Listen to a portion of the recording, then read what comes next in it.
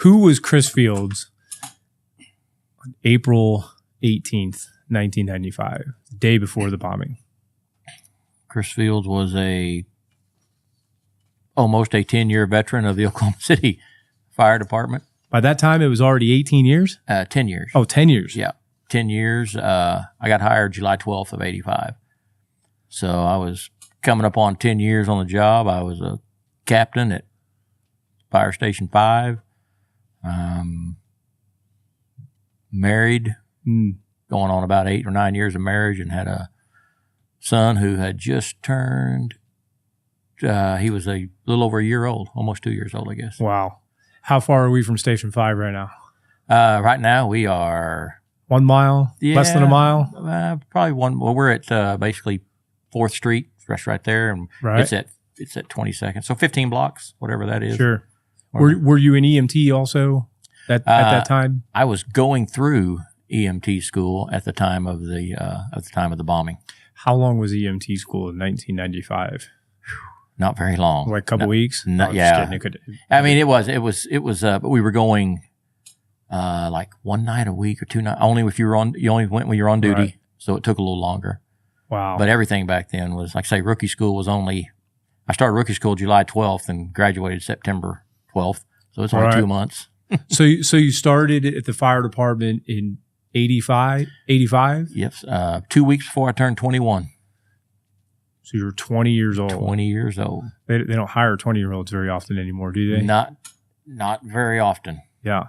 So, and where are you from? You from here? Born and raised right here. Grew up in, mainly went most of my school years in Del City, and then moved to Moore and ended up graduating from Moore High School in 1982. 1982. Yeah. You probably weren't born in 1982. I'm not going to answer that question. I don't want to make you feel old while we're sitting here. So I think the reasons for wanting to be a firefighter are probably different back in the 80s than they are today. Well, they make a lot more money today. They do some cooler things. What drove you to want to be a firefighter? My inspiration was kind of different. I grew up. One of my best friends. Well, my best friend growing up, his name was Greg Salyer. His father was the pastor of our church, South Lindsay Baptist Church. He was also the chaplain for the Oklahoma City Fire Department at the time. So a lot of firefighters went to South Lindsay Baptist Church. So I grew up around, and then on the weekends, if I was with Greg, we'd go with his dad to the fire stations and hang out. And it was just a cool environment to be around growing up. Kind of like, there's probably more complainers today, but back, everybody loved their job. Yeah. They were held in such high regard from the public. I mean, it was just all the things that appealed then to a, 12, 13, 14-year-old kid. And then graduated high school and went to a couple of years of college and worked for my dad in the oil field a little bit, and just thought, okay, I need a direction. I really didn't have and I thought, man, I always wanted, so I applied first for Del City Fire Department and didn't get hired. And how big is Del City compared to Oklahoma City? Del City's got, I think they're maybe 2 fire stations now. Back then it was just 1 fire station. 1 fire station. They were hiring 3 people, and I guess I finished 4th. I don't know. That's why I like telling people. No. But I didn't get hired by Del City, but within just a couple of months, I got a call from Oklahoma City.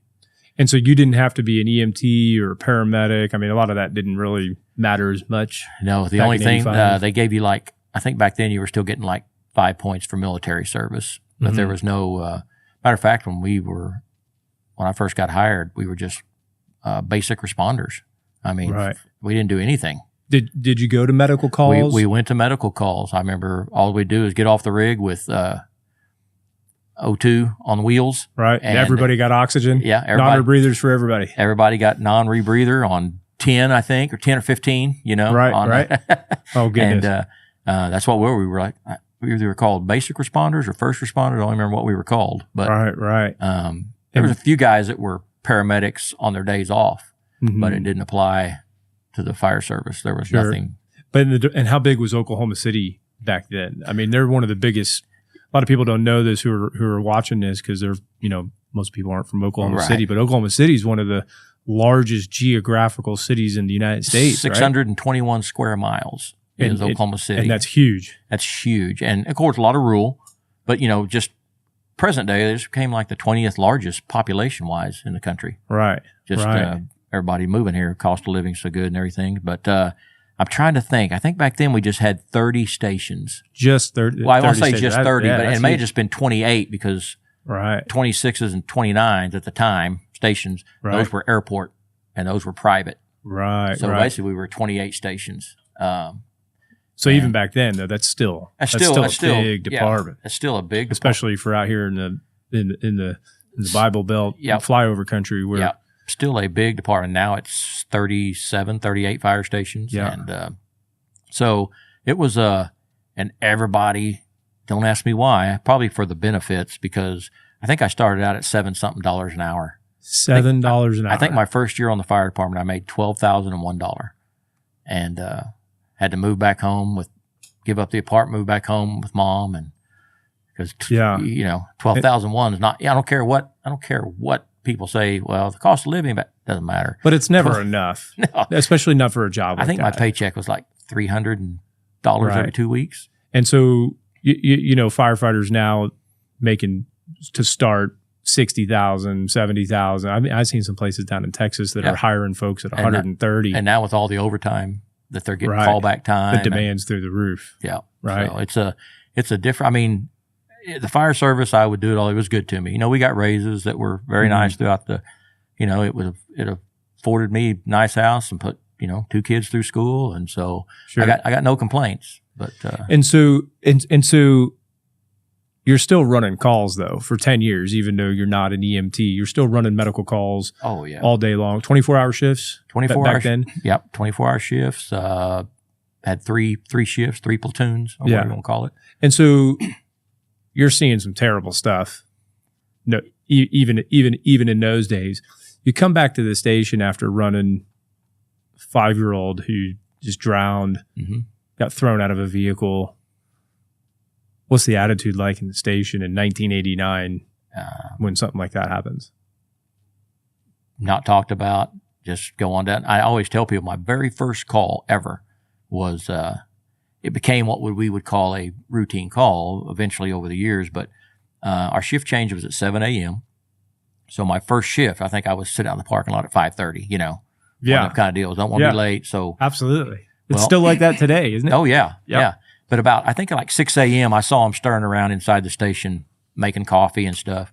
And I think the station officer on the blue shift at the time saw me out in the parking lot, told me to come out there and told me to come on in. Right. Go ahead and put your stuff on the rig. Well, I didn't know not to, so I just did it. So not long after that, the lights clicked on. We were toned out on a full arrest. First day. And it wasn't even my shift, wasn't even my crew. And, 5 minutes later, I'm pushing on somebody's chest and cracking sternum and cracking ribs. And, I'm a 20-year-old who's never seen a dead person, and, so we get back to the station, man, I'm kind of like, God, and we didn't save him, it wasn't a save. So I'm just kind of like, and all they're doing, and like when our shift starts coming on, our guys are there when I'm getting back, and, like the officer, says, hey, y'all need to retrain this guy, man. We couldn't save him. And all he did was, I think he broke the guy's ribs and we heard him cracking his, no. I mean, it's just all. And you don't get it. Yeah, I don't get it. It's such that dark humor. I learned to get it over the years. Yeah. But it's just, it's a coping mechanism. There's nothing wrong with it. But it was a whole new world to joke about somebody being dead or passed away. And over the years you learn, okay, I see the need for the humor and why they do it. And this just adds up 10 years.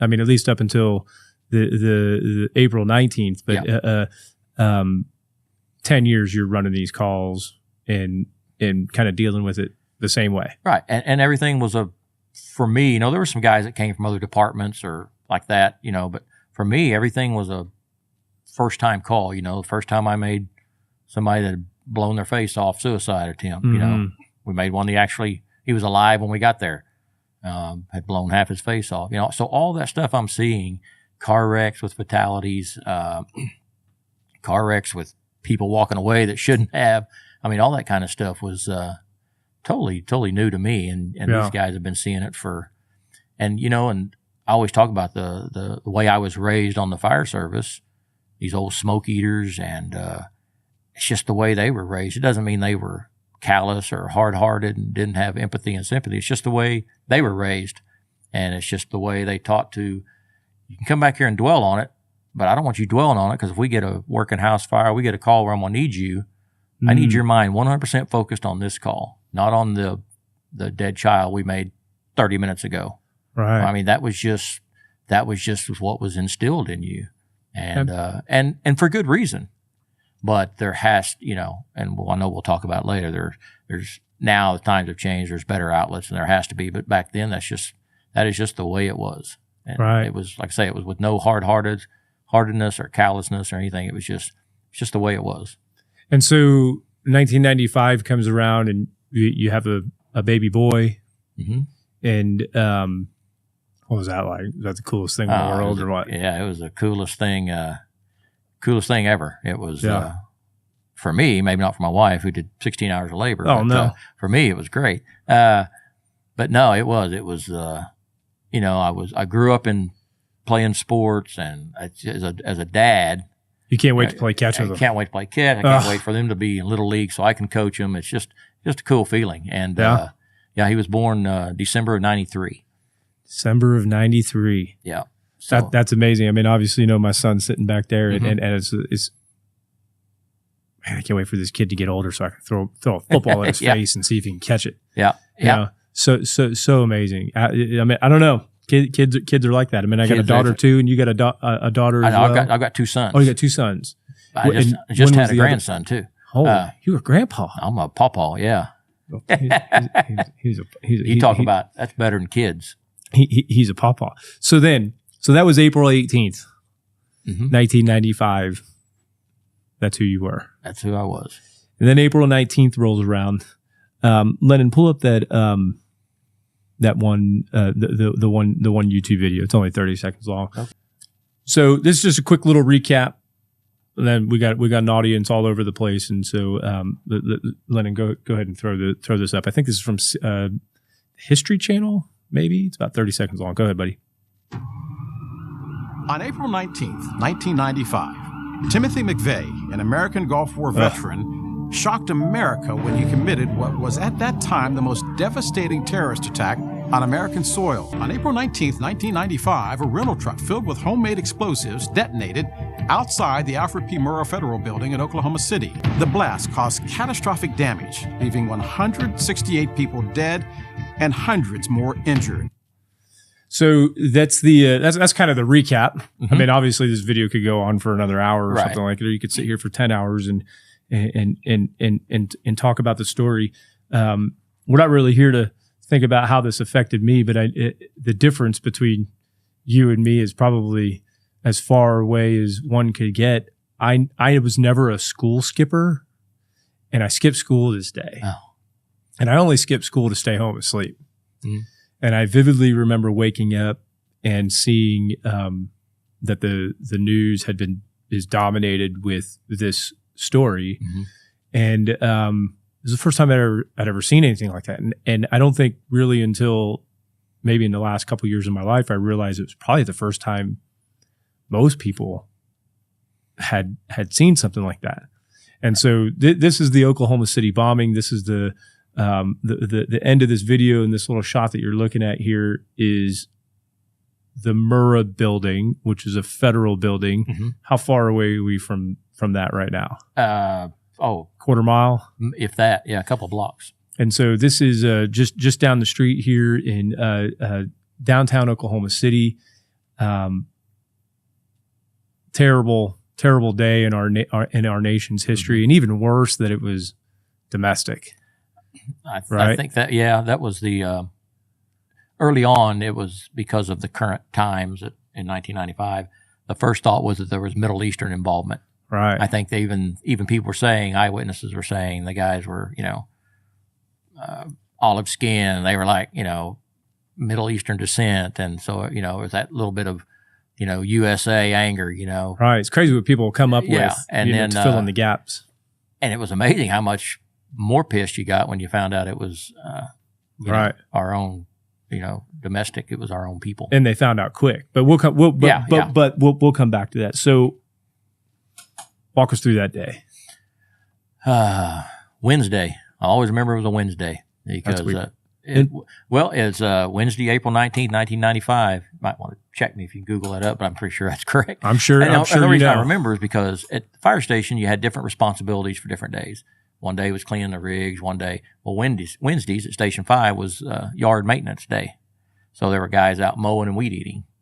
Mm-hmm. And about 9 already that time in the morning. Yeah. 8 o'clock in the morning. Shift change was 7. Of course, I get there at 6 like I always did and relieve the other shift. And we're just kind of our newest guy at the time, Marcus Evans, great guy.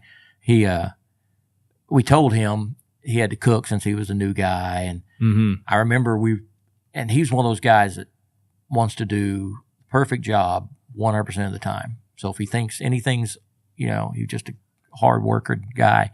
And I think we told him that we looked at the clock and saw it was about 9 o'clock.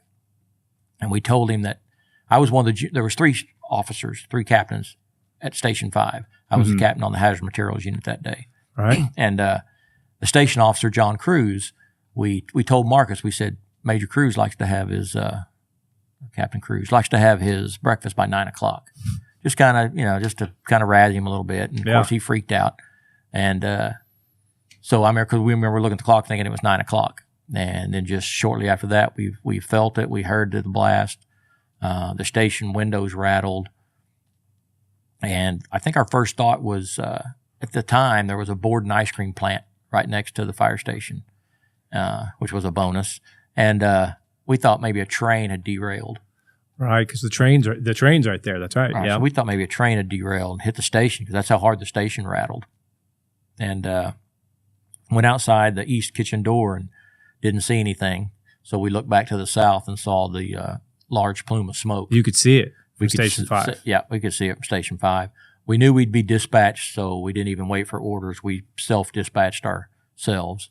And one of the reasons I'll remember it's a Wednesday, as we turned the corner, if you came out of Station 5 to get downtown, you had to make a hairpin turn because it faced north. So you make a hairpin turn to come back south. And as we did, one of our guys was weed eating. We had to stop and get him because he had his hearing protection on. He had his back to downtown. He said, you can talk to him today, he'll tell you, he actually felt the rush of wind. But he thought it was a jet from Tinker doing the sonic, whatever they do when they break the speed of sound and that sonic boom. Right.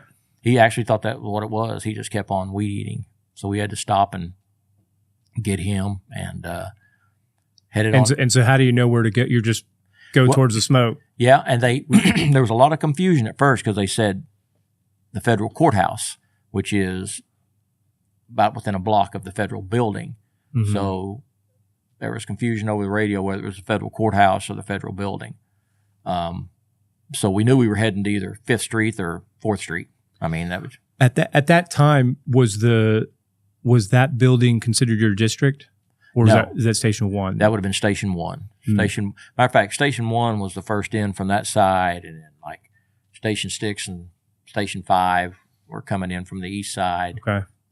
Station 4 from the north side. Old Station 4 used to be downtown. Mm-hmm. It's way out northeast now, but it used to be downtown.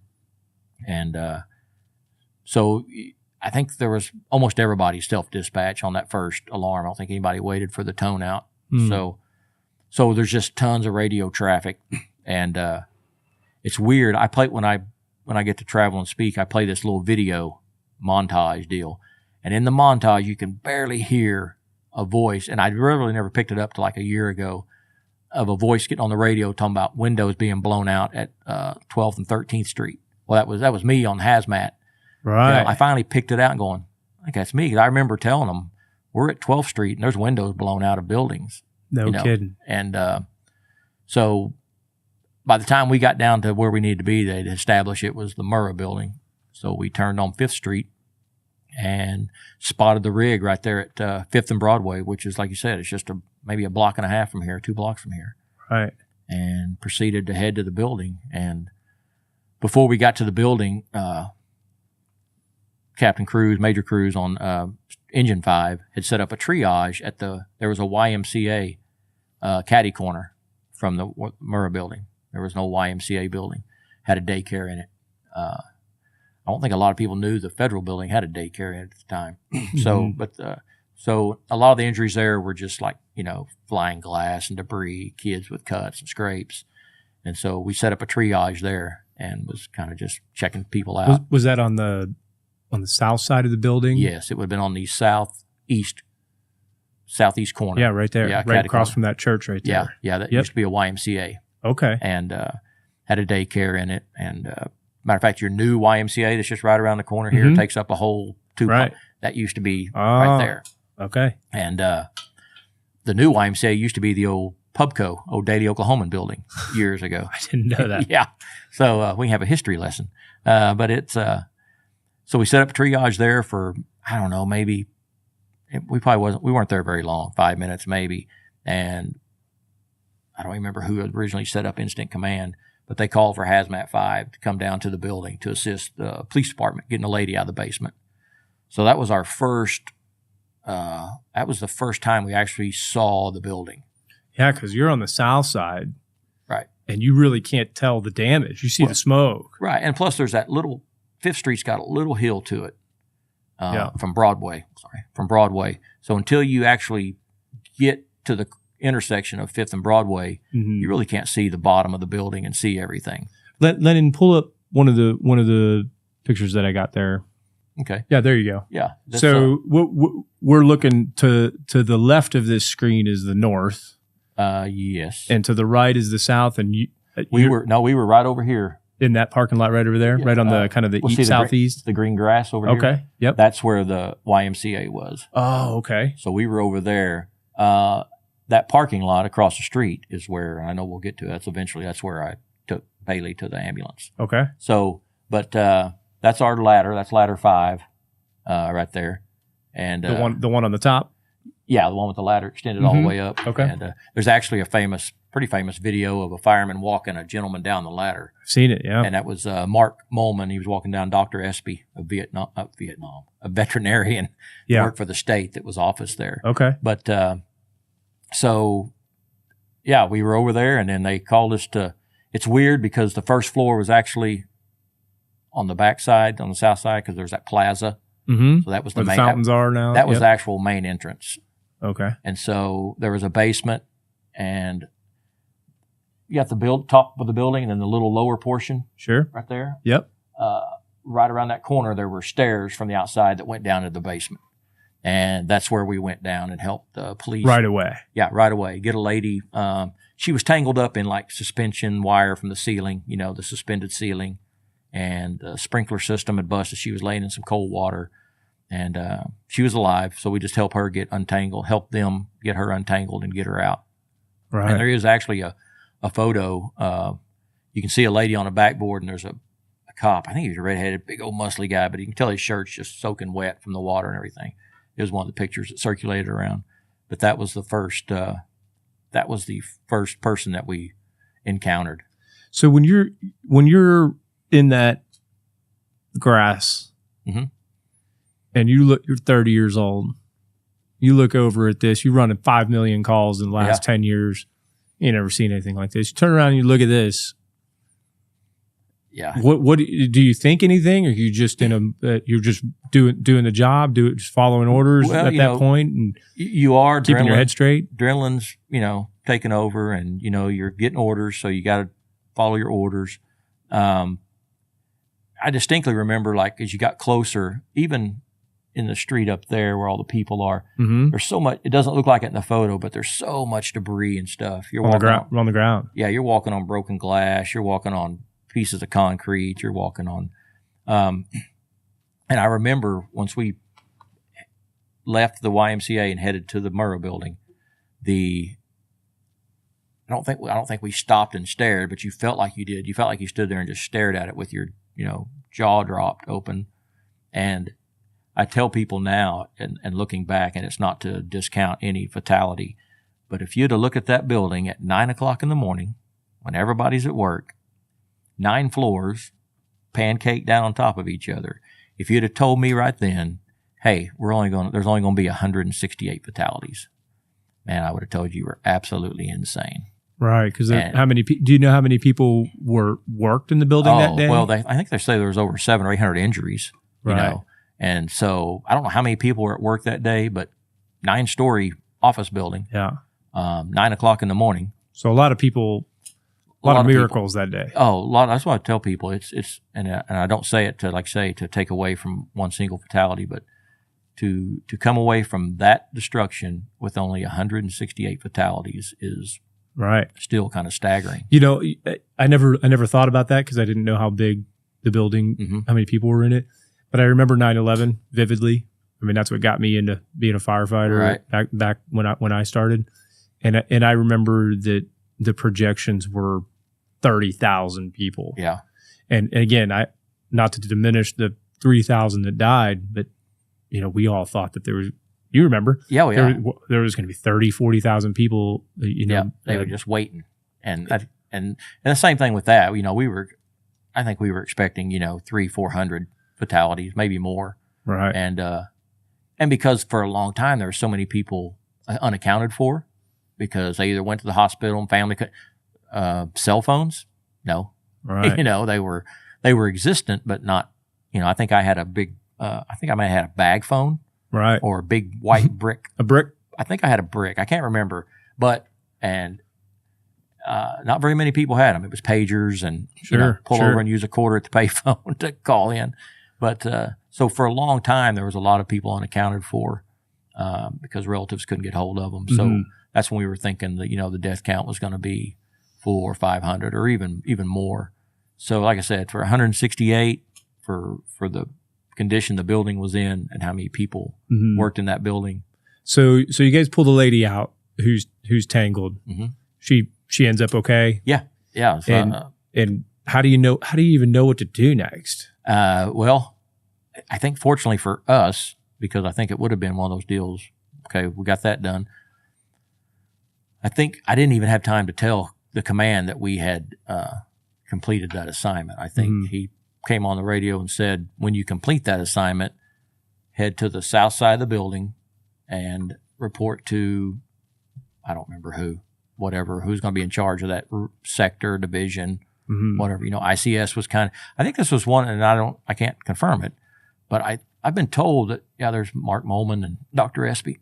Oh, yeah. Yeah, a good friend of mine, Mark Molman.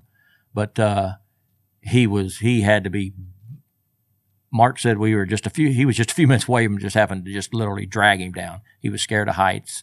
Oh God. I mean, if you've never been on a truck ladder before, I bet. But I forgot what we were talking about. Oh, I've been told that was kind of one of the first major incidents where the ICS was actually Incident Command System was implemented. Right. I think it was actually IMS then, maybe Incident Management System. But like I said, we were told to go to the south side of the building. And that is when Sergeant Avery, a police officer, appeared out of nowhere. I mean, I don't remember him coming around a corner, coming out of a doorway or anything. I just remember him screaming for somebody because he had a critical infant. And I think there's actually a photo of him handing me. It's pretty grainy. I think there's actually a photo of him handing me Baylee. Right. And yeah, that photo's in there, Lennon. Is it? Yeah, and he works for Oklahoma City PD. Yeah, he was an Oklahoma City police officer, and I don't even think I recognized he was a police officer at the time. Only looking back, but when you look back and see the photo, he's got his gun on. I think he's got a police department hat on. I thought he was just a civilian. He said he had a critical infant, and kind of almost like current day, police officers weren't trained in first aid, or they're just not. I mean, and so he was just looking for somebody, and I just reached out and said, "Here, there it is." And I just said, "Here, I'll take her." And so for someone like me, your gear looks pretty similar to something today, but the time that really dates this is his gun. Yeah. And then I'm trying. I wonder what do you think he's saying at that point? What do you think he's? I think that may just be right where he said, "I've got a critical infant." Right. And I think I said, "Here, I'll take her." And how did he come across? He was actually my understanding, wherever they made entry, they were just digging. There's some pictures you'll see these 5-gallon buckets, yellow buckets. Yep. That's where there's no heavy equipment. That's where firefighters were and police officers, anybody was just digging with their hands. And they had like a tunnel of people, and they would dig and slide this debris and stuff back between their legs. And the guy that was behind them would do it. And that's how they tunneled their way in to make access. I don't know if I could have done that part. I wasn't part of that. Those guys are badass to me, and girls that were doing it. But I think once they started getting to stuff, knew they were by the daycare area, because they started getting little toys and stuff. And I don't know who handed him Baylee, and he'll tell you he didn't dig Baylee out. Somebody handed him Baylee, part of that train. Right. And so he just came out saying, "Man, I need some help." He said I was like the third person that he said, "I've got a critical infant, and I'm the only one." And not those people were probably doing something. I wasn't. That wasn't to discount them, but I just said, "Here, I'll take her." Stood there on the sidewalk with her for a minute where he handed her to me, and my crew went ahead and went to the south side of the building and to report to the sector chief or whatever we were doing. And I remember I cleaned concrete dust out of her throat, checked her for any signs of life, couldn't find any. She had a open skull fracture. And I take this, and I always look at this. You could, in the other photo, the one like the Newsweek, I'm sure we'll show, where it's me and Baylee, the media does their job. It's so bright red. I've noticed that. Yeah, my helmet's pretty red, but hers was more where the blood was. It was gray because of the concrete. I can't believe you just said that, because we'll talk about there's two different pictures and the arguments between the two. Oh, yeah, we'll talk and about I that. kept trying to compare them, and I noticed, like, well, this one, it sure is, that is the reddest blood I've ever seen, and that doesn't look, it almost doesn't look real. Right. And we'll talk about it. Actually took a photo. They had to get an expert in, and it was the way they determined which photo belonged to who was like where a shadow. That's how I determined it. Yeah, where I'm looking at Baylee. Over your left shoulder. Yeah, there's a shadow or something. That's how they determined, and I know we'll get into that. So, but anyway, she had I had to clear out concrete dust out of her throat. Okay. She had an open skull fracture. I think you can tell in the photo that little leg. I think that little leg's broke. And I didn't have any signs of life. And so I took her. I looked up and saw that parking lot we talked about earlier, saw an IMSA unit over there. Which is the local ambulance at the time, still today. Yeah, still today. We call them IMSA. Yeah. And I couldn't always remember if it was AmCare, because it was AmCare before. Right. So I always couldn't remember if it was AmCare or IMSA, but I've seen a couple of photos where I see the actual IMSA unit. But I walked across the street, and the same thing Sergeant Avery said. I looked at that paramedic and said, "I've got a critical infant." And the actual photo is actually bigger. Yeah, you can see the paramedic looking up at me, and I think there's another cop in that photo. There might be, and there's a cop car, maybe. But what happened was the ambulance they had somebody on the cot, they had somebody on the floor, and somebody up on the bench seat. Right, right. That's both of those. And he worked for quite a few more years. I wish I could remember who that was. The paramedic. Yeah, the one. Well, both of them. I can't remember if he was a paramedic off duty that came in or a doctor that showed up. Oh, I think I assumed that was a cop, but you're right. That probably is. Yeah, I can't remember. But anyway, I told him I had a critical infant. And the reason I'm standing there waiting and just looking at her is they said, this guy here on the ground said, "Let me get a blanket, because we're not going to put that baby on the ground." Because there was nowhere. There was 2 or 3 people laying around the ambulance on backboards. And then, like I said, the ambulance was full. Somebody was in the floor, somebody was on the bench seat, somebody was on a cot, patients already. And so he says that, and I'm just standing there kind of waiting, and I'm looking at her. And I know all this once I see the photo, and we'll get into that. I don't know about the photo until midnight. I don't see it till the next day. Sure. But seeing the photo and knowing what was going on, I just remember my thoughts looking at her was, I thought, somebody's world, and this is maybe only an hour into the incident, I thought, man, somebody's world is getting ready to be turned upside down today, and I knew she was close to my son's age, who was a year and a couple of months, Baylee had just turned a year old the day before on April 18th. That's right. Yeah. And, and then me thinking that somebody's, and not knowing that thought, that image right there, that scene was going to be portrayed 167 more times around the building that day. First responders, whether it be fire, police, EMS, whatever, thinking, wow, somebody's world is going to be turned upside down today. And so this is also the first fatality that you've seen that day? Yes. Yeah. First fatality. Everybody else was, like I say, walking wounded.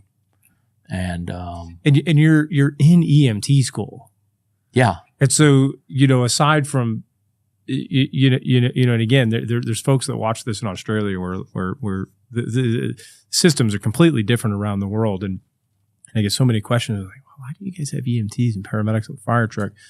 But you're both, and a lot of places in the United States, even back in the late 80s, early 90s, started to have firefighters who were both EMTs and paramedics. So you're in EMT school. So you got to be thinking student stuff. Right. Well, ABCs. Well, that's what I just said. I checked for signs of life. ABCs. That's exactly what I checked, because that's, I was just like and when we talk about, earlier I talked about there's 37 fire stations now in Oklahoma City, and they're all ALS engines now. So they've all got paramedics on. That's how much things have changed. But yeah, that's what I did. I checked her airway, breathing, circulation, That's and none of it's coming back good. None of it's coming back good. And so standing there just, thinking that thought, and then they got a blanket, put her on the blanket, or handed him to her, and he put her on the blanket. And I turned around and went and caught up with my crew, who had already made entry. Get another assignment. Yeah. I went and caught up with them. They had already made entry into the building. And that's another amazing story. We were actually, when I got down with them, they had already made contact with a person. They could hear her. And she was telling them, I can feel y'all walking on me. She could feel the pressure. In the building? Yeah, inside the building. We'd gone to the south side, down into what they call the pit area. And so when I got down there, they were already communicating with her. They were trying to figure out how she was laying. Like, where do you feel the pressure now? So they'd find out which way she was laying, so they knew where her head was at. No kidding. That's where they'd start removing debris and know to be more careful, because they're around her face and her head. And so when I got down there, that's what they were doing. They found out how she was laying. They started removing debris. Soon as we could actually communicate with her clearly, I did what I did on most first aid calls as an officer. I started getting information. So I just knew her name was Sheila Driver. She was 28 years old. Wow. She was pregnant. I'll never forget her. Oh. So we're visiting with her. Got her up on the, they had to come up with a pulley system to put her on the backboard, and then use the pulley system to get her up to the street level. Put her on an ambulance, and she went to the hospital. And that was that was probably maybe an hour or two into the incident. It was right before they evacuated us the first time. Because of the bomb scare? Bomb scare. Yeah. Because somebody just screamed out. Well, what had happened, my understanding is somebody up on the 9th floor where the ATF was, there was a dummy device that they had on display. That's right. And somebody recognized it as an explosive device, set it over the radio, so they evacuated us. Oh, no. Which was I think that was before. It was actually a good thing, because it kind of, everybody got to step back and take a breath. A little reset. And kind of got a game plan together. Fire department was command, then police and IMSA filtered in where they filtered in. And, but Sheila was the last. We were there till we got sent back to station at 11:30 that night. She was the last live person we had contact with that day. Everything else was, we worked with live scent dogs and cadaver dogs. And we never saw we never extricated another live person that day. So did you stay down there till 0700 the next day? No, they sent us back to station at 11 o'clock that night and started bringing guys in from. Just for relief. Yeah, that were, stationed farther out, brought them in. We went back, and as soon as we got back to station, we were making first aid calls, house fires, you name it. So it was just it was a full 24-hour shift. Right. but the first 12 hours of it was spent down there. And then 7 o'clock rolls around. You go home? Yeah. If we want to talk about it real quick, that's when we got back to the station, and I got a call from our dispatch office. That night. That's when I found out about the photo, that a photo had even been taken. The chief of our dispatch, we had a chief over dispatch back then. How do I sign up for that? Yeah. Harvey Weathers, great guy. He called and he said, "Hey, Chris, did you carry a baby out of the building?" I said, "No, I didn't." I said, "A gentleman," because again, I didn't recognize him as a police officer. I said, "A gentleman handed me a baby." Mm-hmm. And he said, "Well, I got this photo faxed to us. It's kind of grainy." Faxed? Yeah, What's that? Yeah, faxed to him. Mm-hmm. And so it was kind of grainy. And he said, the AP, Associated Press, wants to identify the firefighter. And Chief Mars, who was our fire chief at the time, said, "Yeah, that's like public record. If you know who it is, identify him." And like I say, it was a grainy photo he was looking at. And he said, "I think it's you." And I said, "Well, let me ask Curtis Mayfield and John Cruz." They were the other two captains. They would have had red helmets on. Mm-hmm. And so I asked them, and they said no. So I just told Harvey. I said, "Harvey, I guess it's me." I said, "Why? What's going on?" He said, "Well, there's a photo here of you holding the baby." He said, "The Associated Press wants to identify the firefighter," and they said it's going worldwide. So I hung up the phone, and guys and girls at the station said, "What was that about?" And kind of jokingly said, "Well, apparently I'm going worldwide." Kind of jokingly Whatever said, that means. Yeah, whatever that means. Not having any idea what it meant. Viral before viral, yeah, anything. before social media, yeah. And got up the next morning. We made a couple of rides during the night. Got up the next morning, and the other shift had come in. And I think one guy brought of course, the Daily Oklahoman. It was on the cover or the front page in a little inset picture. Mm-hmm. And then like the USA Today and the Dallas Morning News ran it. So we put the TVs on to watch the morning shows to see the coverage. At the station? Yeah. Mm-hmm. And it was, they were showing all the headlines from around the world, and every newspaper or magazine from around the world in every language had this photo on it. This photo right here. This photo right here of me and Baylee. And people ask me, "What did you think when you saw it?" And I'll be honest with you, my first thought was, I wonder if her family even knows. Yeah. I wonder if her family even knows. And did they? I can tell you this. I'm good friends with Baylee's mom, Erin, today. Matter of fact, it's funny. Pulling down here, I saw her walk. She still lives in Regency Tower. Mm-hmm. And I just saw her walking down the sidewalk. I didn't have time to Just stop now. and visit. Yeah, just saw her on the way Outside the building. here. Yeah. Get out of She here. was walking down the sidewalk. You'll have a cool story to tell her later on. But she knew Baylee was deceased, but she didn't know there was a photo. Right. And she'll tell the story. She stayed with her grandparents that night because there was damage to Regency Tower where she lived. Mm-hmm. And her grandparents, them got up the next morning, saw the newspaper and knew it was Baylee. And they tried to hide the paper from her, which she'll tell you, this is her story. She thought was odd because she got up, she wanted to see the paper and read about it and see the headlines. And her grandparents, like she said, that's all they did. They got up in the mornings, had their coffee, and read the newspaper. Right. That's what everybody did, and right? So she told them, or they told her that there was no newspaper or something. So she knew something was up. Right. And then they ended up giving her a newspaper. She looked at it and knew it was Baylee right off the bat. And I think the local media at the time was trying to identify her. So Aaron got hold of somebody, or they called Aaron, and she said, "Yes, that's my daughter." Mm-hmm. And then, but it was already published. I don't think her name wasn't, of course, but the photo, yeah, the photo had already gone worldwide, and she knew Baylee was deceased. She identified her earlier that day of the 19th, but she didn't know about the photo until the next morning. And then, so it had been a Thursday, and Thursday afternoons when I met her for the first time.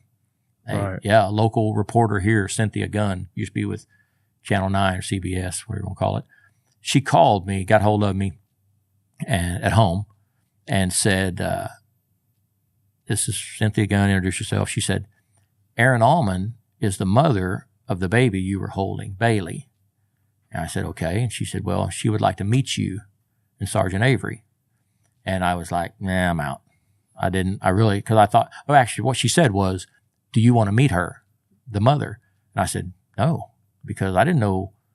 I mean, their baby wasn't alive. I didn't save her. It was, I thought, what's she going to say or do to me? And she said, that was her first question. Do you want to meet her? And I said, no. And she said, well, she wants to meet you. And I said, well, then let's do it. Right. Drove out to her grandparents' house that afternoon or that early evening. Just 2 days later. The next day. The next day. I'm going back on duty Friday morning. So this is just on my first day off, which when I got home that first morning, there was already national media all over my street. They'd already found out where I lived. They were knocking on neighbors' doors because my wife told my wife not to answer the door. Mm-hmm. Because they're just pounding on the door. You had to sneak in the house. Local people, media were great. It was the national who they're not affected like local media is, So right. But I had to call our former PIO, John Hanson, Chief John Hanson, one of my great friends. May he rest in peace. He was a man, a lifesaver. He had so many connections with the police department. They had to come over and run the reporters off. And so anyway, I went and met Erin, and the first thing she said to me and Sergeant Avery was, thank you. And we were like, thank you. So she was thanking us for getting her baby out. At least she said, I feel guilty that I know the fate of my loved ones. So many other people don't. I think in that first 24 hours, they'd only identified maybe 18 or 19 people, I think. And she said that she could tell that, I was a father by the way I was holding her. And so she appreciated that. And so it was just, me and Sergeant Avery always talk about, we're supposed to be these big hero type, and we're just breaking down, losing control of every emotion.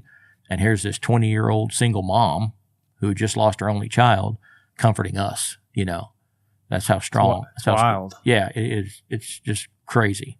And so me and Erin just I was 10 years older than her, kind of struck up that big brother, little sister relationship. I felt like I needed to be there for her once I got to know her.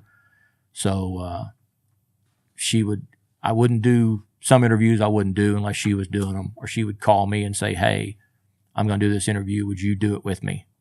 So I would say, yeah, I'll be there with you, or I'll do the interview with you or something. So that kind of took on a whole is your phone, your house phone's ringing too? Oh yeah, and then constantly, they actually Chief Mars or somebody, AT&T, or it might have been Singular at the time. I don't know. Singular, I remember that. Yeah, I don't know what it was. They actually got hold of me and gave me a cell phone just to use. Right, just off. During, that they didn't have the number to. Yeah, not forever, but they just gave me and said, here, because we know you're getting this, so they gave me this cell phone to use.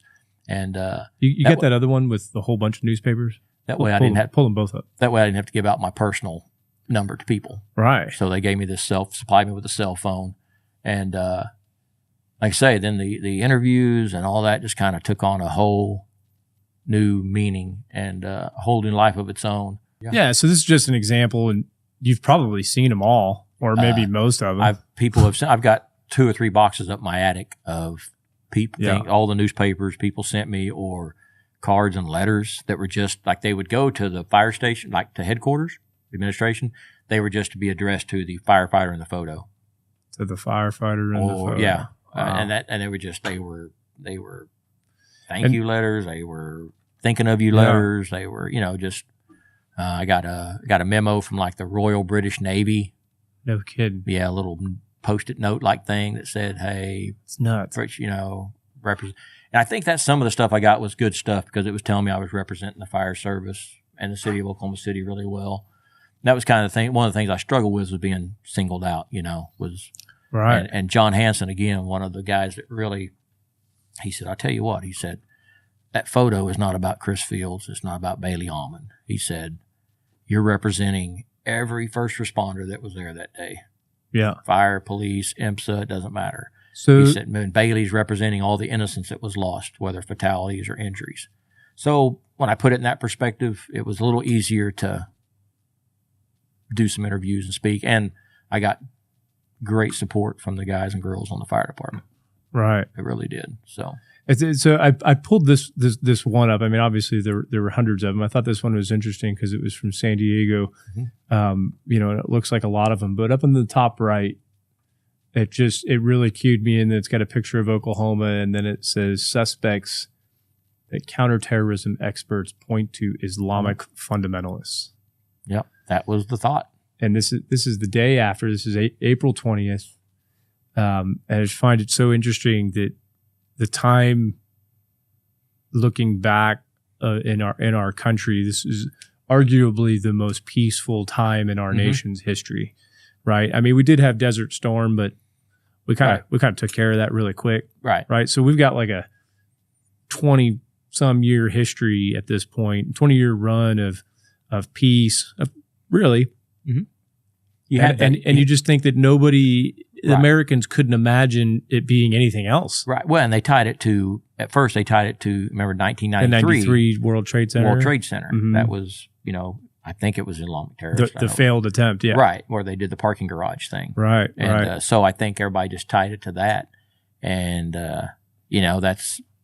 we had any American flag we found, it was flying from the building, and which I think would have been the case no matter what.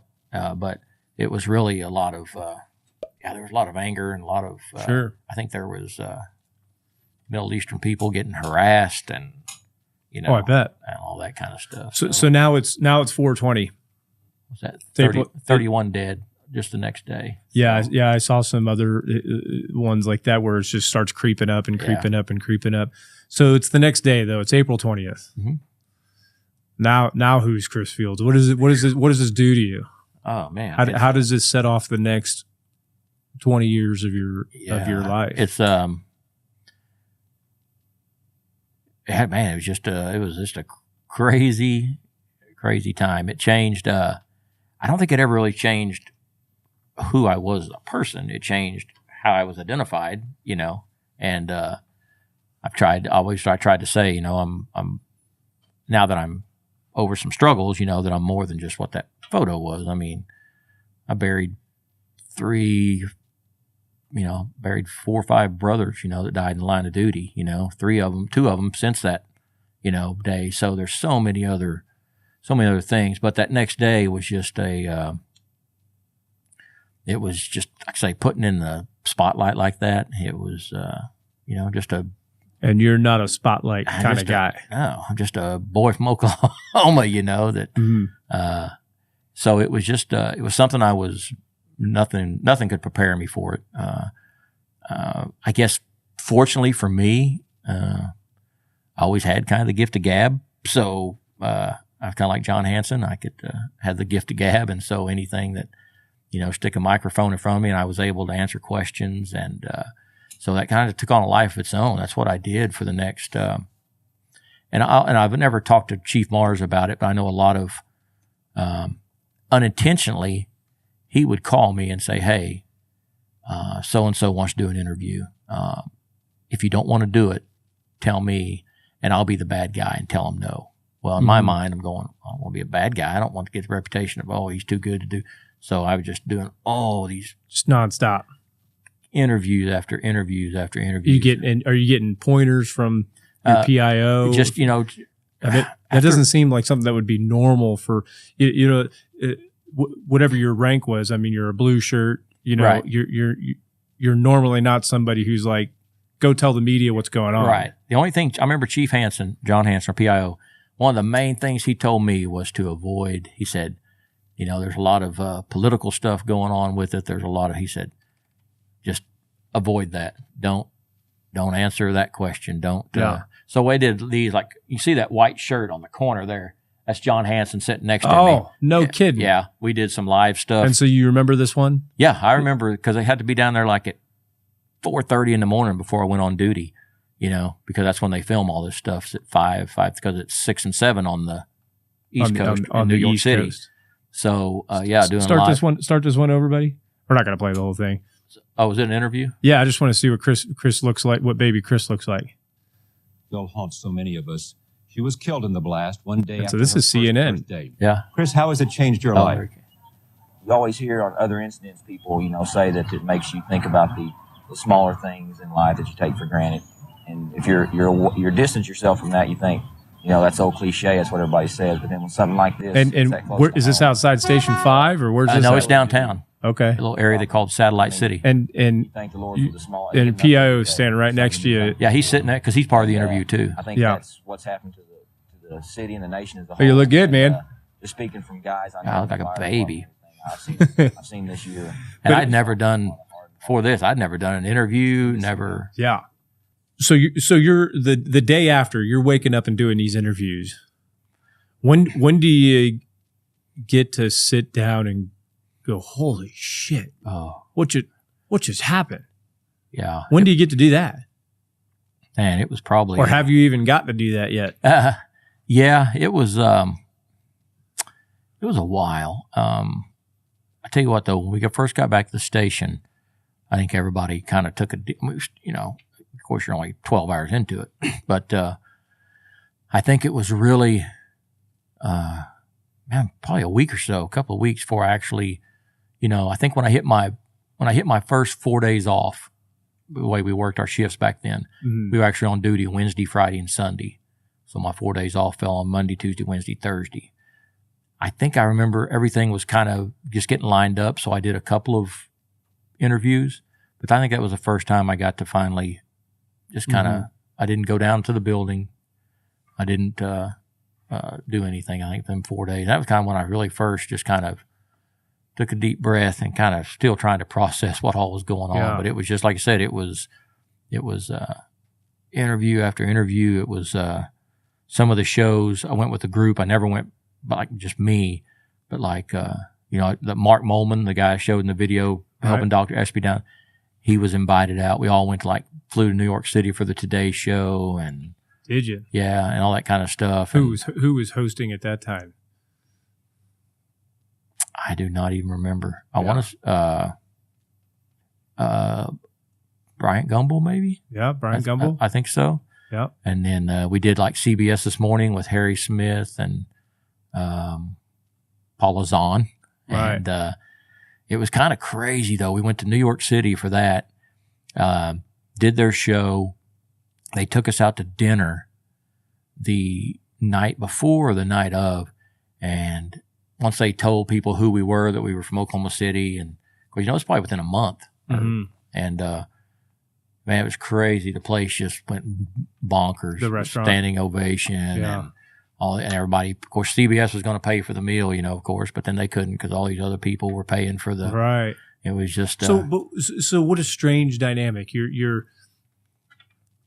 getting paid $7. No, not $7 an hour anymore, but maybe you're getting paid. You're not making much money because back in those days, probably. But $35,000 a year. But you enjoy your career, and this is what you want to do. Yep. And this happens, and now little old country boy from Del City is getting flown around the country, but because of a tragedy. Right. How do you reconcile that in your brain? You can't. Like, how do you do that? Well, and like I say, that was a lot of the struggle because, everybody busted their ass down there and did, what I did was no different than what everybody else did. Mine just happened to be caught on camera. And that was a lot of the struggles. And that's when John Hanson used to tell me, he said, it's not about you, man. You're representing the fire service. You're representing the city of Oklahoma City, the state of Oklahoma, firefighters across the nation, So it made it a little easier to say that, at least I got to represent the fire service. Fortunately, all the interviews were about that day and about Baylee, and nothing was ever about Chris Fields. I mean, it was about the photo. Right. But so it was totally different because and I still kind of tell my wife, and I go, it was crazy back then. I mean, like I said, we met all these people, that I used to sit at my TV and, I did an interview with Barbara Walters. Right. I was on The View back when it was watchable. Sorry, I shouldn't have said that. When it was brand new, I got you. So just all this stuff, I told my wife, I said, you think back then, it was just crazy. Some of the Tom Brokaw sat at the Fire Station 5 eating a hamburger on the back of the rig with us playing basketball. I mean, that's wild. It's just, and all because of this picture. Yeah, it's all because of that picture. Because if the picture didn't happen, then none of this would have happened. And so when we look at the picture, I can't remember where I've got some of the names here, but there's controversies over the picture, right? And so there's multiple ones. So the one that we're looking at right here, and it took me a while to figure it out because it's not easy to find, but you've got a white building over your left shoulder. And I've come to learn that means that a guy, Mr. Porter, took this photo. Mr. Porter's just some dude. He was a bank teller. He thought they were demolishing a building. So he grabbed his camera and ran outside and just started 35 millimeter. Started snapping photos, took his little roll of film to the photomat, which I don't know if everybody knows what a photomat is. Yeah. Your son probably doesn't know what a photomat is. No, he doesn't. He doesn't. Yeah. He's shaking. That's where you take your photo to this little roadside booth and drop it off, and they develop your film for you. Right. And you go back and pick your pictures up. And I think the guy from that photomat called him and said, "Hey, you've got some pictures here. You need to give these to the Associated Press or call them." Right. And so that guy, the photo guy, hooks the Porter guy up. Wins the Pulitzer Prize. This photo is all around the world within less than 24 hours. Oh, yeah. And he gets the copyright. He gets a Pulitzer Prize, which has some type of monetary value to it. $1 million. $1 million that year. But there's another photo. Pull up the Newsweek one, Lennon. And I certainly never knew this. And so this photo that's on the left here, I would argue that probably most people think it's the same photo. But there's a shadow over your left shoulder. And in the other photo, it's white. And so it looks like this photo is taken maybe 3 foot. This guy must be standing 3 foot to the right of Mr. Porter. This guy's name is Mr. LaRue. Bob LaRue. Bob LaRue. He was a employee of ONG, Oklahoma Natural Gas. He was one of their safety. I don't know if he was the main safety guy, one of their safety guys.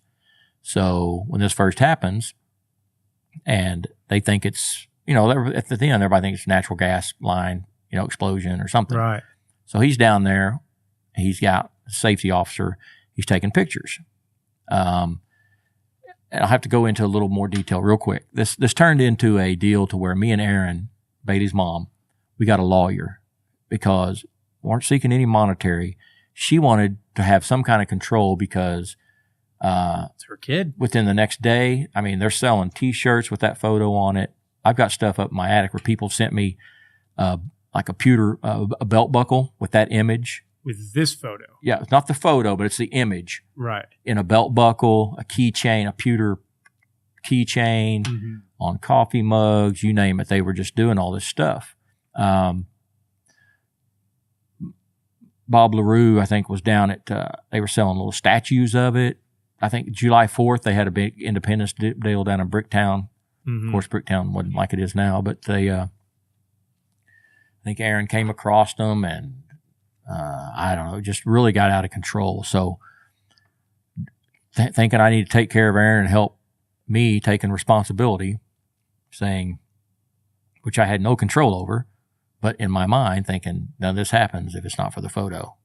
Right. So I feel like I got to do something. So we get an attorney. We're going to try to stop at least where Aaron can have a say-so of what the photo is used for. That went south. We were told we're not celebrities, so we don't have a say-so.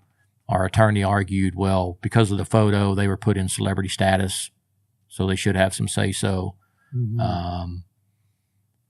And then the judge, when they ruled against us and said, no, you don't, they actually looked at Aaron and said that if I wanted to pursue it, they could see where I might have a case, but she didn't have a case because her concerned party was deceased.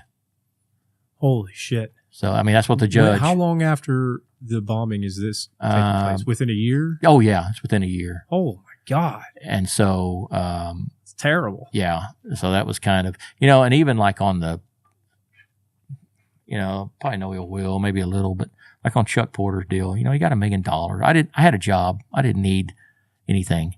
Right. I remember when he got that, I was thinking, good, man. He's going to at least, maybe he'll call Aaron and say, man, I apologize that, the photo did what. And I don't blame him. I mean, it was an opportunity. He was a photographer, amateur photographer, the AP. I mean, anybody would have done it. Sure. Of course, they don't think about the impact it's going to have on the people in the photo. That's just life. But I thought surely he'll contact Aaron and offer something, or hey, let's start a scholarship fund in Baylee's name, something. Well, nothing. And Ever. I've heard rumors that he thought he did us a favor. I don't know if he ever came out and said it like that, but that he put us in the public spotlight, and maybe we should be thankful for it. I can't confirm that he ever said that, but yeah. So the interesting thing that I saw was, the LaRue guy, he's working for ONG. Yeah. He sends the photo to Newsweek, and this is really the only published version of it that I know of that's here on Newsweek. And Time Magazine published the one here that's next to McVeigh's face, which is the Porter version. Right. Almost look identical. Right. And that they filed a lawsuit immediately thinking that Newsweek stole their photo and that whoever LaRue was an alter ego, was not a real person. Yeah. And there's a lawsuit, and they had to have forensic experts differentiate to tell you what I just told you, that the shadows are different. Well, and Mr. LaRue, the only thing that really came out of positive, I guess, was Aaron, ONG, Don Sherry, I think was the PIO for ONG back then, great guy, was PIO for several things, I think, around the Oklahoma area. But I don't know if he reached out. Anyway, how they got hold of Aaron, they went to Mr. LaRue and said, we want the photo. And he said, no, it's mine. And they said, no, you were on ONG time, driving ONG's truck, using ONG's camera that had film that ONG purchased in it. Mm-hmm. He fought them. So it basically came down to he took them to court, or they went to court. They sued each other for however that works. My understanding, ONG won. Because of that, he quit. He got fired. He forfeited a 30-something year retirement with Oklahoma Natural Gas. I think that he left voluntarily to pursue that. Right. Thought he was going to win, and he didn't win. 32 years he worked there. Yeah, and gave up that retirement. And then lost. ONG, and I don't know where it stands now, but I know they put this photo in a vault. They established a board, and supposedly me and Aaron are on that board, that the photo is ever going to be used for anything, for a fundraiser or whatever. I did see that any proceeds that photo had already made, ONG did funnel back somehow, right, to some kind of memorial or something, right. And that's like Aaron, and she's real good about it. The photo, like, I travel around, speak, and show the photo, but I do it with her blessing. And on top of that, I always show that picture I think you showed of Baylee at her birthday. Another deal I do for Aaron. But like Aaron says, that gives her some peace that Baylee didn't die in vain. At least the photo is being used as I travel and speak to other first responders about mental health issues, which we'll talk about. So, like, I think there's things that Aaron said I don't mind it being used for, as long as it, but like I said, when it's just out there and people are making. That's got to be tough. Yeah. And then it's like, and a lot of this stuff, I can't confirm, but I know I've been told, because like when I was going to be like do an interview with, I think I did an interview with Oprah, and but they asked me about the photo, and I said I got no control. They wanted to know if I had any other access, because I think like for them to use it, Chuck Porter gets like $5,000. I mean, I don't know that he gets some kind of monetary deal every time it's used, unless it's being used in a certain sense of a news story. If it's just used to do something, I mean, I don't know all the ins and outs, and I'm glad I don't. But it's it was so I'm caught up in all the middle of that. Just months after. Yeah, and after the bombing. Yeah, we're brought in. Don't ask me why, to be interviewed for the lawsuit between LaRue and ONG. So you got all this stuff going on. So this aftermath. the craziness starts to die down Mm-hmm. over some time, but this had some effect on you for the rest of your life. Oh, no doubt. And what so I tell people what is, did this do to your professional career? What did it do to your family? What did it do to you? well, and what I tell people is, while all this is going on, I'm still going to the fire station, still making other calls, still making, Grandma's still throwing making up. grandma's, You're still showing up to her yeah, house. Yeah, still making car wrecks with teenage fatalities, and I'm still making, doing all suicides and full arrests, and all the stuff. Still doing all that, and it's weird that, like I said, it was eating at me and it was bothering me, and I recognized it. I started having these little mini bouts of which is unusual for me because I'm this pretty outgoing and like to be the center of attention, kind of funny guy. I think I am. My wife will tell you I'm not near as funny as I think I am, but I think I am. all wives say that. I think I am. But I just didn't have that drive anymore to be that person. A little depression and isolate, just little mini bouts of it. But I was so good at hiding it, manipulating, and I'd get up and go to the station and be the same Chris Fields everybody expected. Because I didn't want my chiefs and my people to think I couldn't handle my job. I didn't want to think the people that worked for me that I couldn't handle my job. So it's just kind of a back and forth. And this goes on for, golly, I don't know how many years. Before things really get out of control, it's 2004, 5. So it's, 6, 7 years, 8 years that I'm just kind of moseying along.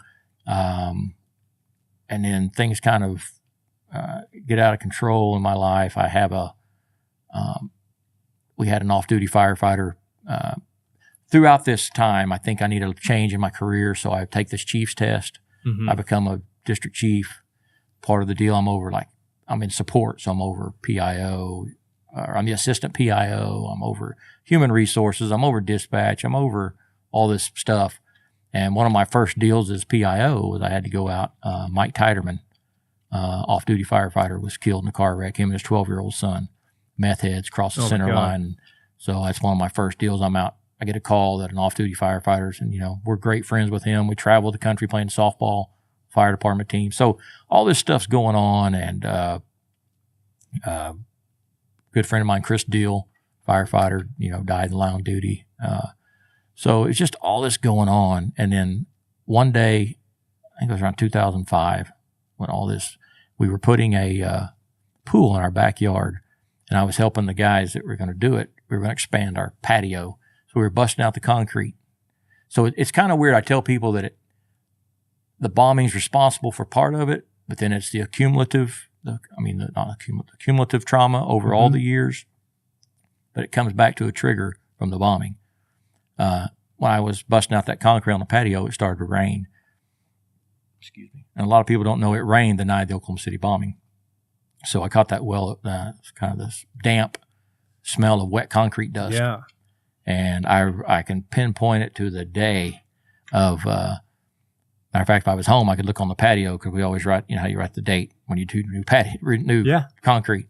But I can pinpoint that as a day. I thought, man, that smells just like the bombing. And I didn't freak out or struggle or flip out, but that's the day when these little mini bouts of depression and isolation and all that really started to manifest and be longer. Just things eating at me, little things that didn't used to bother me. Angry all the time, pulling away from my family. My wife really started to notice it. I used to take off all the time to meet, pay guys to come in so I could make all my son's events. Started not really even making an effort to do that. Just wanted to eat dinner at the fire station, act like everything's okay, then go in my office, got a station officer, and shut the door, and just kind of chill. And things started getting out of control at home. Me and my wife arguing more, and heated arguments. And it got to the point to where she told me, she said, you need to either talk to somebody and get some help, because she didn't know what to do. And I'm not communicating, so she thinks she's the problem. It's just all this. And she told me to either get some help or get out. So I got out, and we were separated for 17 months. And wow. Yeah, that's a That's part of the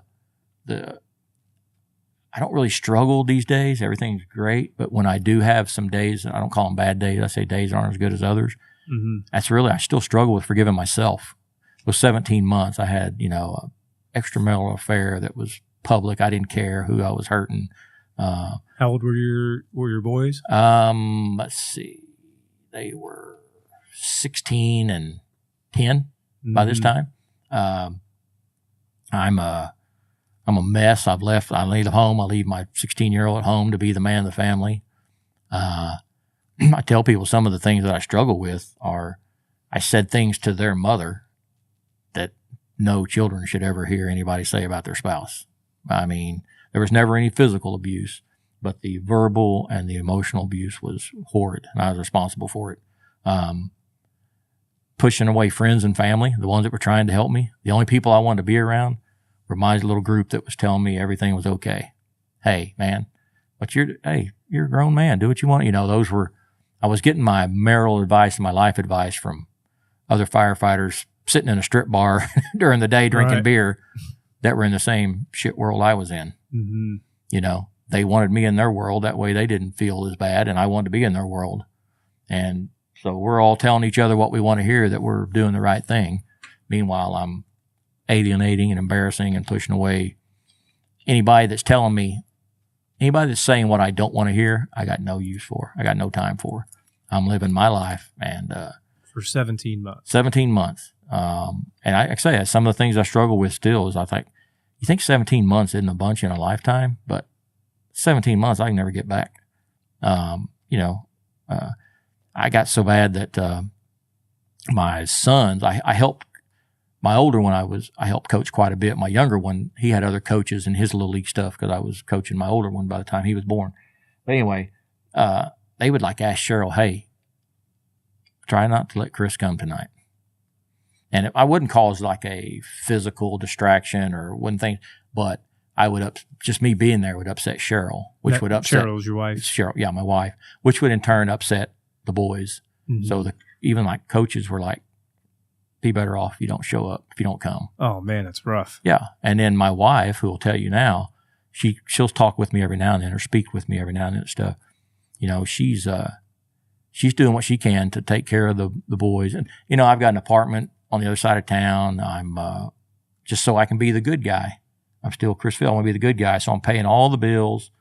So I'm running up this debt that's out of control, paying all the house stuff, then paying the apartment stuff. And it's weird that I would go to the fire station and very few people even knew this was going on. That's how good I was at covering up everything. People I was tight with knew what was going on. But as far as the fire department as a whole, which is kind of like a beauty shop, really, the rumors, and the way the gossip is and all that, a lot of people didn't know because I was so good at putting on that mask of, everything's great. 17 months. And in those 17 months, how many times did you think about killing yourself? The first 6 months, probably none, because I was doing what I want to do. This is a life, After that, things started, when you have your spouse tell you that she's praying that God takes away her love for you. That's deep. You got to be a pretty bad person for somebody actually praying not to love you. That's how bad a person I was. And, it all came to a head one night. And, there were several times I thought about, and I've learned so much about, people that try to complete suicide and the things I did, because everybody thinks it's a selfish act and it's coward. No, it's not. It's one of the hardest, because when you're thinking about doing it, you think you're actually doing your family or the spouse a favor. You think you're actually helping the family out, and it's a tough thing. And I never really sat down and said, all right, I'm going to get my pistol and I'm going to do this or that. But I was, through a doctor friend that would help me out, I had unlimited access to Xanax. So Xanax and alcohol were kind of how I got through things. And not knowing enough, I thought, I've made accidental overdoses on the job, and so I thought, well, that would be a way. I'm just going to take as many Xanax as I think I can take and drink as much alcohol as I think I can take. Well, fortunately, really, all that does, unless you really take a god-awful amount, is make you really sick. Yeah. I thought maybe I wouldn't wake up the next morning. And so I did. I tried. And that happened. You did that. Yes, I did that. And like I said, all it did was make me really, really, really sick. Woke up the next morning, laying in this apartment I had, laying in the middle of the living room floor, wringing wet and sweat. So I called. I think right then I thought, once I established I was still here and present, I thought, man, that fell completely off. That's okay. He tried to fix it and it just fell off. So I didn't know if it needs to be up there or not. So, it's just, I was laying there and I thought, and there's no way, and not thinking, I thought there's no way. And I know it's a lot of thought people think about a purpose in life and what's your purpose. I did. I lay there and thought, man, there's no way this is the life I'm supposed to be living. This is no way this is my purpose in life. And I wasn't talking about the blessing I get now to go speak to people and stuff. I was thinking my purpose was to be a good father, good husband, a good friend. And I wasn't doing any of those. And so I called my wife at, 6 in the morning. I don't know when it was. From the apartment. From the apartment. And just told her, I said, that's the first thing our phone conversations weren't real friendly at that point. And so when she picked up the phone, it was like, what do you want? It wasn't like, hello. It wasn't like, she said, what do you want? And I said, I want to come home. And I'm doing pretty good maintaining today. I usually get super emotional thinking about it because I don't know where I would be or where I wouldn't be if she hadn't have said, come on. That was her. Yeah. She didn't even hesitate. She just said, come home. So I read a quote where you once said, during this time, this 17 months, you said, I was shocked when I reached out how many people were reaching back. That second part of how many people were reaching back. Mm-hmm. Erin also had her own struggles, probably still does. Right. And she also said something similar. She said, I was lucky that I had such a good family and that they were there for me. With people who have gone through what she's gone through, mm-hmm. and people who go through what you've gone through, how big a role do you think that support network plays in the ability of that person to be able to survive? It is absolutely essential. That's what I tell people. When I say I was shocked, because it's every person that I pushed away, that I told to get the F out of my life and my face, those were the ones who, when I reached out for help, finally those are the ones calling and supporting and checking in and taking care of, things. And those were the people that were there for me. When I get to speak these days, at the end of my presentation, I always show a picture of my family. And I tell people, I say, when you look at, and I'm usually speaking to first responders, and I tell people, I said, to most of y'all think I'm just showing a picture of my family. Well, I'm not. I'm showing you a picture of who's going to be there when it's all said and done. Mm. When you're done with your career, when you're done with, I always tell them, Chris Fields did 31 years, 7 months, and 16 days with the Oklahoma City Fire Department. That's right. I had that written down. I retired March 1st of 2017. On March 2nd, they promoted somebody and put them in my seat, and Oklahoma City Fire Department has not missed a beat. Absolutely. And they will not. I feel like that's one of the biggest lessons in life, that everybody's replaceable. That's why I try to tell them. It doesn't mean don't be the best firefighter, the best medic, the best police officer you can be while you're doing the job. And it's not who you are. It's what you do. And it's who you are while you're doing it. I will give you that. I don't try to take away from it. I would do this job all over again. But at the end of the day, that family and those close friends are the ones that are going to be there. And it's not that fire chiefs don't care, cities don't care. It's just the nature of the beast. It's just how it is. They got a city to run. They got a fire department to run. So it doesn't matter how great a medic, firefighter, police officer you are. no police department, fire department, hospital is going to shut down because you leave. Yeah. And that's who's going to be there at the end of the day. And I was just very fortunate that mine were there. And I always tell, and Cheryl will tell people, my wife, that our marriage being strong as it is now is actually a blessing. It's just a added additional blessing. Like she said, she had no idea that we were going to be able to reconcile and that our marriage would be like it is today. Is this the picture that you show? Yeah, that's. I've seen this one a couple times. That's one. That's the day I retired. That was at my retirement. I don't know how I feel about that Houston hat. Yeah, my son's a Houston fan. I'm a Tampa Bay Rays fan. Oh, yeah. Well, my son's a Houston. I'm Red Sox. My other son's Yankees. Oh, so, God, we hate all three of you. Yeah, so we have a great time during baseball season. We're all Sooners, though, so that's a good thing. Yeah, but there you go. But I just tell people that's who's going to be there at the end of the day. And like I was talking about my wife, talking about our marriage, she had no idea that we were going to be able to reconcile and the marriage is going to be like it is today. But like she said, it didn't matter. She wanted me to be healthy so I could be present for my boys, And so right. that makes me emotional thinking about that was her, like she said, we may be divorced. She said, but that doesn't mean I don't want you healthy and be present for your boys. Mm. And that's what I say. It's just so the fact that I'm still married and get to see these guys all the time. I mean, because it could, sometimes divorces don't always end that well, Mm-hmm. And so I'm just fortunate to be, and I just tell everybody, that doesn't mean that your marriage is going to be saved or it's going to be great, but as long as you're here, the main focus is you and getting healthy and the family. The family is, how they also say dispatchers were for so long the forgotten first responders. Right. Well, when firefighters or first responders are struggling, the family is who's forgotten.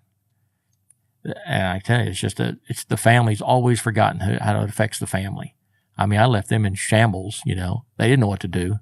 So it affects the family, and I think they're often forgotten. I love that now first responder academies and stuff are having family night. And so and that's just a huge, it doesn't mean that your spouse is going to be the one you talk to when you need to talk to somebody, but it means that spouse is going to understand what you're going through. And that spouse, I always tell people there's things they can learn to say and things they learn not to say, but it's understanding That's where a you're good coming point. from. And the communication is huge. I think you already answered this at the beginning, and it doesn't sound like it's you, but do you think that you, back in 1985, joined the fire department because you needed meaning in your life? Do you think that was a driving force, or do you think it was something else? No, I don't think I needed meaning in my life, but it was a job that, like I say, growing up kind of around it, not in it, but growing up around it. Mm-hmm. Man, those dudes that I grew up around, they loved giving back. They loved helping the public. Yeah. They did. I mean, they got good recognition, but it was just I don't know. And I think it's a special, whether you're EMS, cop, fire department, if you're going to make it in this job man, you got to have a heart for it. It's a calling. Mm-hmm. You see people say, I'm going to get on, it's good benefits, good, and they end up hating the job, or they don't get a good career out of it. I just think to do the job, what we do, to see what we see, hear the things we hear, and then to put up with all the stuff that comes from administration and from the city, all the BS we put up with, and still love the job, man. I'm telling you, it takes a special person with a special heart. Well, here's the reason that I ask. So this is a nerdy channel that has a heavy focus on research, data, and evidence. And I do feel like most EMS agencies, fire departments, law enforcement, there certainly seem to be waking up to this over the last 10, 15 years, and offering resources, some better than others. A lot of big fire departments have always had the faith-based chaplain, but the other things, more of critical incident stress debriefing and just educating at the beginning and stuff like that. They're doing a lot of things like that. And EAP and employee assistance stuff and trying to pay for therapy and kind of removing the stigma. And I think that those things are all great. And I think that happens because the assumption is that these career fields drive people to kill themselves. And we do a lot of things in our career field because we assume that this is the best way to do it. We put people on backboards for 40 years. We don't really do it anymore. And I mean hardly at all. But it certainly makes sense, doesn't it? You used to tell people that. I used to tell, oh man, if you got to put them on a backboard because if it's just not right, they could have a bullet right next to their spine, and then you can move them. Well, we don't do that anymore, especially if they have a bullet in them. We would never put them on a backboard anymore because of the science. Well, there's very little science on this, but there's some preliminary data across the country and across the world that kind of suggests the opposite. That suggests that maybe it's not so much that the career is driving these good people to kill themselves, that the career attracts people who are prone to killing themselves in the first place. Have you ever heard that before? I have heard that. And I'll tell you this, and I'll talk about it now. I usually always talk about it and intentionally leave it out. But most of your first responders, what's the deal? 85%, I think, or 80%. It's a pretty high number. And I can speak for myself that get into the first responder world have experienced some type of childhood trauma. So they want to be protectors. In my case, I was molested when I was 10 years old. And that's part of my story. I tell it, and I'm not just telling it now because I didn't intentionally leave it out. But it's now that we're talking about the why of first responders. So I think that they say that, and I don't know what the percentage was. I may have been high there, but it's a pretty large percentage of first responders have experienced some type of childhood trauma. So they become protectors. So they're already bringing some type of trauma to the job with them. And then it's just exacerbated by the calls we make. And I think a lot of times, too, people forget that. They talk about, well, they've seen this, they've done this. And they're not even talking about that. They forget we're actually humans that have a home life, that have other personal stuff. We have personal loss. We have personal trauma along with the fire department trauma or first responder trauma, childhood trauma, if you bring that, which according to the research, they say a large percentage do. Because now you want to be that protector. Right. You don't openly think, I'm going to do this job to protect. I mean, it's just it's your nature. What you're saying is exactly what some of this preliminary data is suggesting. Yep. You've got a list. I'm sure you got a list. I've got a list this long, and I can sit here and name names of all the people I've known who've committed suicide. My mother committed suicide when I was 15. But when it comes to first responders, I mean, I could sit here and Zach back there, we could rattle off these names. And I would bet, now it's very speculative sitting here right now, but I would bet that there is a common theme before they ever even got in to this law enforcement or fire or EMS in the first place. And I just wonder if maybe more efforts should be focused there than after. It doesn't mean doesn't mean that the offering resources afterwards is a bad thing. Right. I don't mean that. But I think we're neglecting the majority because there's lots of other fields that see bad stuff. Right. They're not offing themselves in record numbers like they are with cops, firefighters, and EMS and paramedics and EMS. And some people get into some of those career fields. I mean, what's the driving force for so many people to become a physician? It's money and prestige. And I'm not saying it's a bad thing. Right. And yeah, I'm sure there's an altruistic thing in there for a lot of doctors, and I'm not picking on physicians or anything. But a lot of them, they want to have a good career. They want to make a lot of money. They want to be prestigious. They want to be a physician. No problem at all. And they see the same things that we see. Right. But they're not offing themselves like we are. And I think their driving force to get into their profession was different than ours.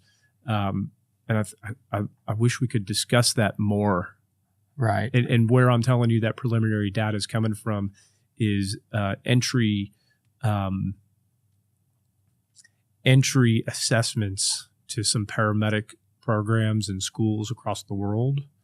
And when I say assessment, like psychological assessments, similar to, you get hired. Why does Oklahoma City do a psychological on everybody who they hire? Kind of the same reason, but we don't do that way at the beginning when they're actually going to school. Right. And there's some data coming out that's showing that these people coming into schools are coming in for what we call the hero factor. And this is kind of a term that's starting to show up of, are you here because you watched Live PD and you want to be that hero, or you've watched, what's the one out of New Orleans, Night Watch? Yeah. And you want to be a hero, or are you here because you truly want to do good in the world, like you're saying with so many people? And I think they're two different groups of people. Oh, without a doubt.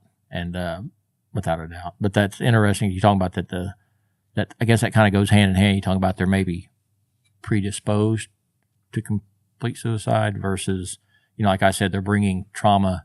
And I don't mean that they're born that way. Right. I mean other before things in their life. Right. Yeah. And that's why I think it's important now, like Oklahoma City Fire in their rookie school now, it's only a day or two, but at least it's a day or two that they talk about mental health now. Right. They'll have people come in, and they even have financial advisors come in to talk to the youngins to help them out. Mm-hmm. Oklahoma City just hired fire has a licensed clinician lady now that's part of the. Matter of fact, I'm going to go meet with her next week. We're going to talk about retirees. That's great. And That's great. But I think it's all this early. I won't say prevention. That's not a good word. Early. I don't know. Talk to them while they're young on the job, versus wait until. Well, they say let's get them before they get in the river instead of down here trying to pull them out of the river. Right. Let's get to them before they jump in the river. Right. And so I absolutely. think a lot of that stuff that they're doing now is I wish some of it would have been around. I don't know if it would have changed anything in my life, but if it had been around, knowing there was avenues or knowing it's okay to feel that way, like say, remove the stigma and all those other cliche statements there are, because the amount of completed suicides now amongst retirees is starting to. Is it? Yeah, it's matter of fact, two suicides that I had firsthand accounts of were both retirees for Oklahoma City, and it's just important, man. Like I said, I'm gonna go visit with her, start talking about maybe a way to address the retirees and make sure there's still not just forget about them, right, and make sure there's still an avenue out there for them, you know. So what does Chris Fields do today? Chris Fields today does podcasts. No, welcome to the Dr. Medic podcast. No, man, I am. Well, my main deal right now is I'm a brand new pawpaw. Well, I got a grandson now; he's a year old, so that's my main thing. Super cool. Another thing is I'm hooked up with 3 or 4 other guys. I'll mention their names real quick. Chris Scallon, retired Norfolk, Virginia, detective, police officer. He established all the peer support stuff for Norfolk and helped write all the stuff for Virginia LEAP, Law Enforcement Assistance Program. Man, these guys are badasses. He was like on Condoleezza Rice's security team. He's been undercover over in South America and stuff, DEA, you know, and Doug Monda, he's retired Cocoa police, DEA. John McCain, sniper guy. I mean, he was, and then Raul Rivas, Orlando PD, Pulse nightclub SWAT guy. Rich Creamer, another guy from Norfolk, Virginia. But anyway, we have a group we're called Trauma Behind the Badge. And I get to do some individual speaking. I get quite a few calls to go speak at first responder conferences. Right. But sometimes, like we're going September to the, I'm not going to try to say where we're going. We're going in September somewhere in Maryland. Right. national. It's a cop deal, but I get to go.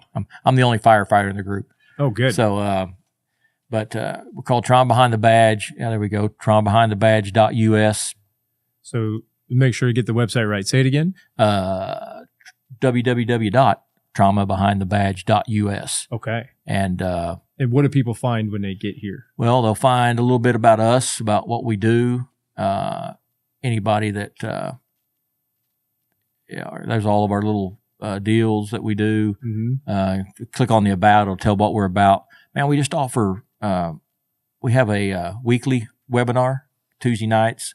We haven't been on in a while because we've all been traveling. A lot of times we'll do it. How do they access that? It's if you go to the website and register, Okay. you'll get an email. It says by a Zoom link. Okay. So we do it live, and we have first responders on there with great stories. We have clinicians on there. We talk about sleep deprivation. We talk about physical fitness. We talk about everything.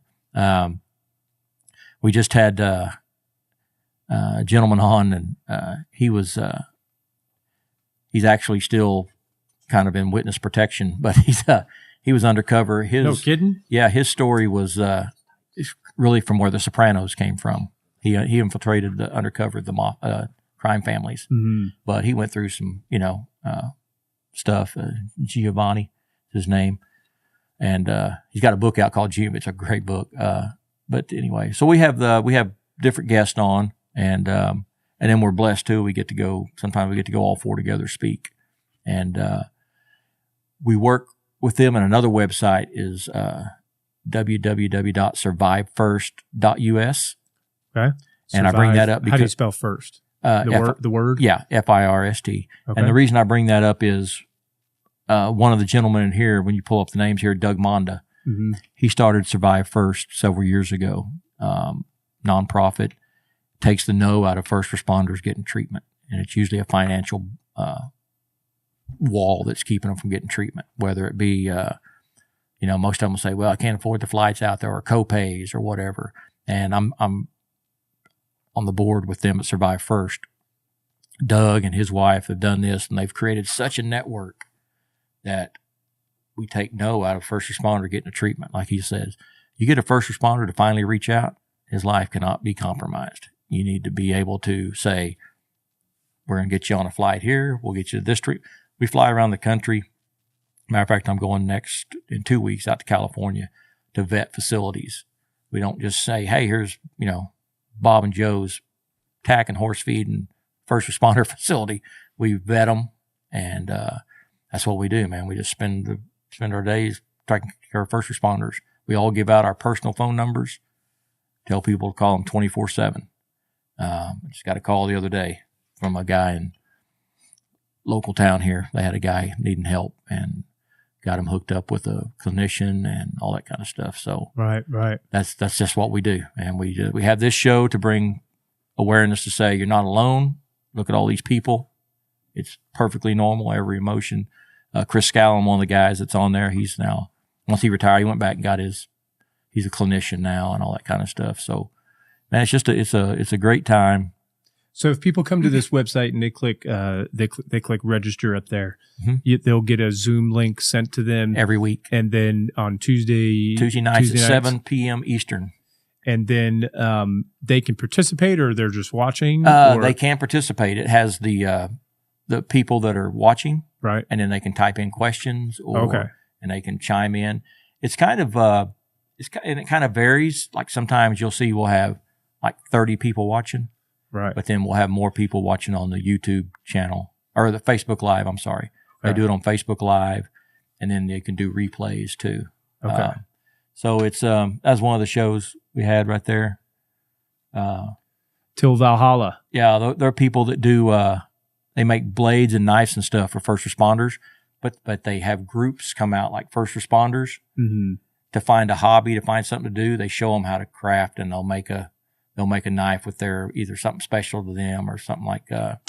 One guy made one, and the handle is all some of the granite from the Oklahoma City bombing. But he made a handle out of that. But he made his own knife, and that's wild. But they do it for therapy, kind of like riding horses or whatever, Sure. equine therapy. That's what they do. They're amazing people. All right. So that's what we do, man. try to stay busy and stay out of trouble. Yeah. So last question. You've got somebody around the world. There's a firefighter somewhere who's thinking about killing themselves right now, or paramedic or something. If you could say something to them right now in this moment while they're thinking about it, what would you tell them? First of all, I tell them, don't do it. And it was hard for me to imagine that. Like I say, you're not alone. You're not a unicorn. It was huge for me when I went to treatment to see, which I do. I know we didn't talk about that, but when I went to treatment to see that I wasn't the only one feeling that way. That every emotion they're feeling, physically, spiritually, everything, even the thoughts of suicide. Man, they're perfect for the things we've seen, the things we've done, and any other. You're perfectly normal. You're not any different than any other first responder around the world having those feelings to trauma. I always tell people, in our profession, we can't avoid trauma. We can't avoid being affected by trauma, whether it's vicarious trauma, secondary trauma, that we take on these other people's trauma that we run on. That you're no different, and just reach out. And if I was actually, I give out my personal number. I tell them to call me. There's been times when I've almost not answered. Like it'll say, and my wife will say, "Hey, you told people you'd answer it 24/7. You gave out that number." Yeah, and I'll answer it. And sometimes it's a spam risk call or a spam call. But there's been times when I've picked it up, and I've got a gentleman that calls me from. I won't even say the town. I don't want, in case he ever listens to this, I don't think I'm giving his info out.